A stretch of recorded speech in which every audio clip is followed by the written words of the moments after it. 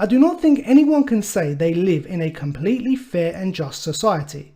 Rawls, however, proposed his political philosophy as the solution, offering a remarkable theory as to how we can reach a truly just and fair society. That is very ambitious. So, how does Rawls propose for us to reach this just and fair society? Rawls proposed what he referred to as the original position.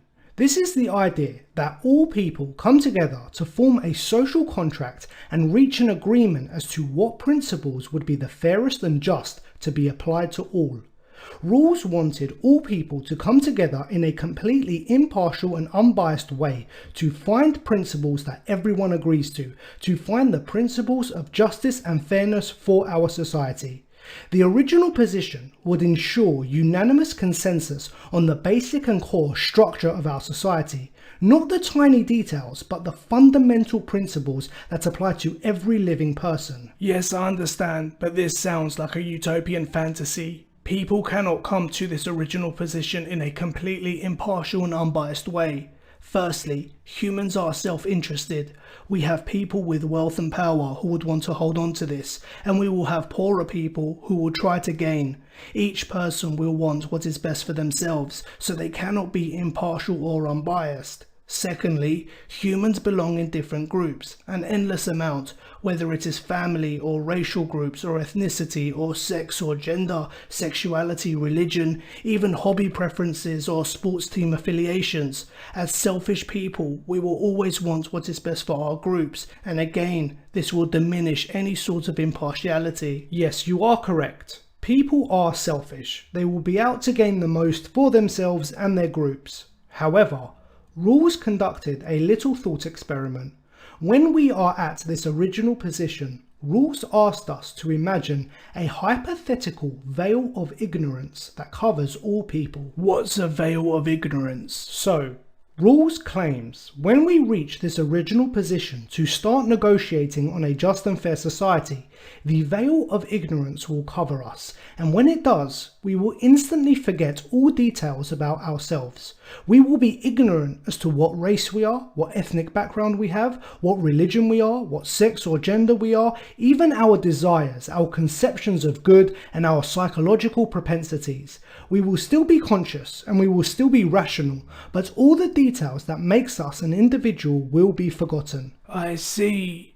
So, here we are at the table with every other human on the planet ready to negotiate the just and fair society. Only we do not know anything about ourselves. We have no idea what life we will live once the negotiations are over.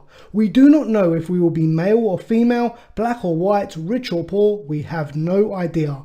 And once these negotiations are complete and we rediscover who we are, there is no going back. What is agreed forever.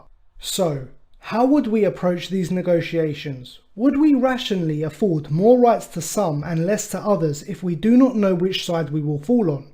Would we, for example, offer less rights to women if we do not know if we are male or female? Would we give more power to certain races if we have no idea which race we are?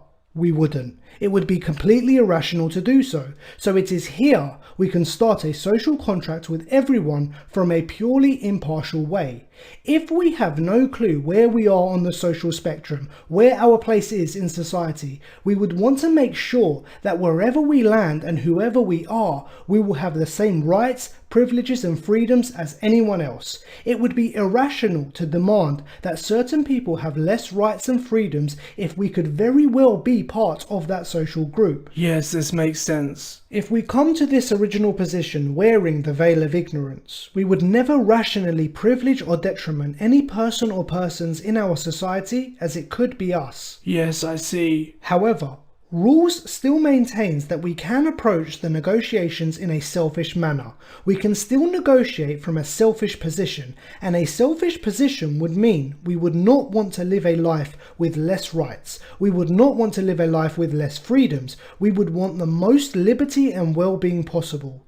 In order to achieve this, it would mean that all people would be afforded the most liberty and well-being possible, as we could be any one of those people. So, the original position allows us to negotiate in a selfish way, but the veil of ignorance ensures an unbiased approach and guarantees fairness to all people, no matter their status or background. Very fascinating. Thank you for watching this clip from Philosophy Vibe. If you did enjoy, then please make sure you watch the full video linked below. Also, don't forget to like and share, and for more philosophical debates and discussions, please subscribe to the channel.